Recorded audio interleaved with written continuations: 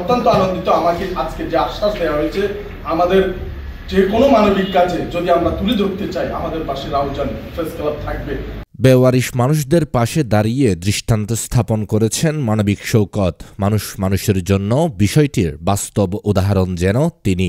সমাজের প্রত্যেকে যার যার অবস্থান থেকে মানবিক কাজে এগিয়ে আসলে মানবিক সমাজ প্রতিষ্ঠা হবে। শনিবার ৮ ফেব্রুয়ারি বেলা ১২টায় বেওয়ারিশ চিকিৎসা ও পুনর্বাসন কেন্দ্রের প্রতিষ্ঠাতা পরিচালক মোহাম্মদ শওকত হোসেন পিপিএমকে রাউজান প্রেস ক্লাবের আয়োজনে সংগঠনের কার্যালয়ে দেওয়া সংবর্ধনা অনুষ্ঠানে বক্তারা এসব কথা বলেন। এমন একটা প্রতিষ্ঠানের দায়িত্ব আছেন, নেতৃত্ব দিচ্ছেন, কাজ করে যাচ্ছেন, এটা তো উনি যে বক্তব্য দিচ্ছেন এটা যদি আরেকটু বড় পরিসরে বিশাল হওয়ার জন্য যারা ভালো মানুষ, যারা মানবিক নিয়ে চিন্তা ভাবনা করে তো লোম হারা হয়ে যাবে।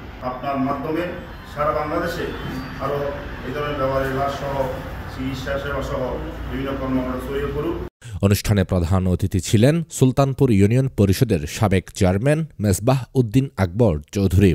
রাউজান প্রেস ক্লাবের সভাপতি এম বেলাল উদ্দিনের সভাপতিত্বে ও সাধারণ সম্পাদক নেজামুদ্দিন রানার সঞ্চালনায় বিশেষ অতিথি ছিলেন হজরত ইয়াসিন শাহ পাবলিক কলেজের অধ্যাপক মোহাম্মদ ফারুক, একেএম ফজলুল কাদের চৌধুরী উচ্চ বিদ্যালয়ের সিনিয়র শিক্ষক মোহাম্মদ তসলিম উদ্দিন। বক্তব্য রাখেন সংগঠনের সাবেক সভাপতি প্রদীপ শীল, সহসভাপতি শাহিদুর রহমান মোর্শেদ, সাবেক সাধারণ সম্পাদক গাজী জয়নাল আবেদিন জুবায়ের, সহসভাপতি হাবিবুর রহমান, নির্বাহী সদস্য কামাল উদ্দিন হাবিবি, সহসভাপতি যিশু সেন, যুগ্ম সম্পাদক লোকমান আনসারি, সহ সম্পাদক আমির হামজা, শাহাদাত হোসেন সাজ্জাদ, সাংগঠনিক সম্পাদক আবিদ মাহমুদ, অর্থ সম্পাদক আনিসুর রহমান, দপ্তর সম্পাদক রতন বড়ুয়া, প্রচার ও প্রকাশনা সম্পাদক রয়েল দত্ত।